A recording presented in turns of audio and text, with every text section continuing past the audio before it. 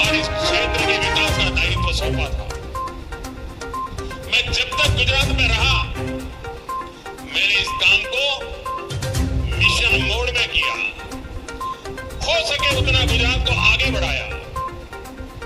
दशकों से आपको जो परेशानियां हो रही थी, जो इस क्षेत्र की उपेक्षा हो रही थी, उन सारी कठिनाइयों का अंत हुआ।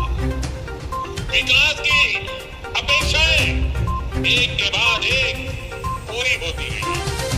मुझे गर्व है, यहां विकास का जो सिलसिला शुरू करने का सौभाग्य मुझे मिला था, जो अनवरत जारी है। और 2014 के बाद से तो इसमें डबल इंजन की सरकार की ताकत भी शामिल है। आज भी यहां केंद्र और राज्य की करीब 20,000 करोड़ रुपए की परियोजनाएं शुरू हो रही है। 20,000 करोड़ रुपया। इस प्रोजेक्ट से इस पूरे इलाके की तस्वीर बदलेगी।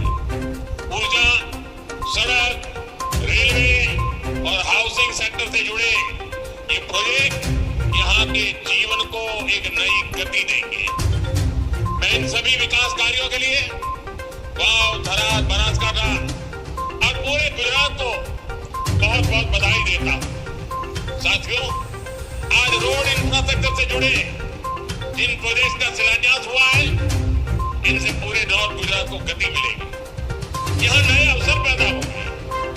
ईडर से वडाली बाईपास तक 4 लेन हाईवे का निर्माण और धौलावीरा से सांतलपुर तक हाईवे के अपग्रेडेशन का काम, ये गांवों को बाजार से, किसानों को नए अवसरों से और युवाओं को रोजगार से जोड़ेगी।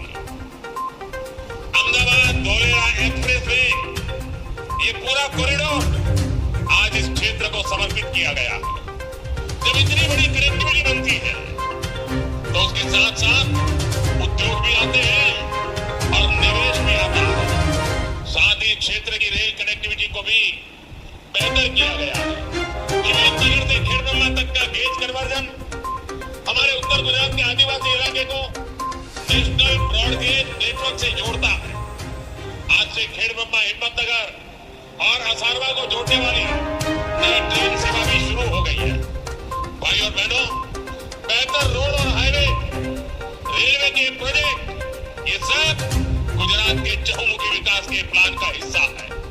इस प्लान को पूरा करने के लिए हमारा पूरा फोकस यहाँ की ऊर्जा जरूरतों पर भी है, क्योंकि नए उद्योग, नया निवेश, नए अवसर ये तभी आते हैं जब बिजली होती है। इसलिए आज खावड़ा रिन्यूएबल एनर्जी पार्क से जुड़े ट्रांसमिशन प्रोजेक्ट इतने महत्वपूर्ण हैं। यहाँ से 4.5 गीगावाट बिजली पैदा हो। ये बिजली नए कारखानों के लिए काम आएगी, आपके घरों तक भी पहुंचेगी और किसानों के खेत तक भी फायदा पहुंचाएगी। साथियों, सोलर पावर में गुजरात का परचम पूरी बुलंदी से लहरा रहा। आज रिन्यूएबल एनर्जी में गुजरात इसलिए इतना आगे है क्योंकि गुजरात ने इसकी शुरुआत तब की थी जब भारत में इस और बहुत ध्यान ही नहीं था। साल 2010 में, यानी आज से 15-16 साल पहले, मैंने मुख्यमंत्री रहते हुए चारणका में राधनपुर के पास देश का पहला सोलर पार्क का काम शुरू करवाया था।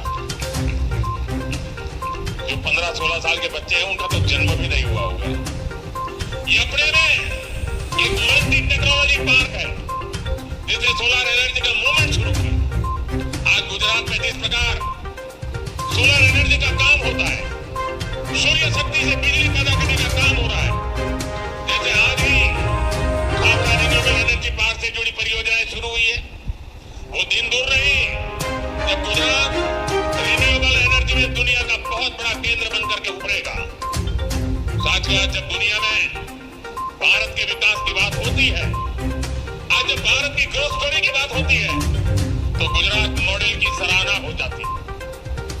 और गुजरात ने दिखाया है विकास के लिए जितनी जरूरी इंफ्रास्ट्रक्चर की परियोजनाएं हैं, उतनी ही जरूरी जन कल्याण की योजनाएं भी है। यानी सड़कें, हाईवे, रेलवे का विकास तो होना ही चाहिए। गांव, गरीब और सामान्य मानवी के जीवन स्तर भी सुधरना चाहिए। प्रधानमंत्री आवास योजना के जरिए आज हम थे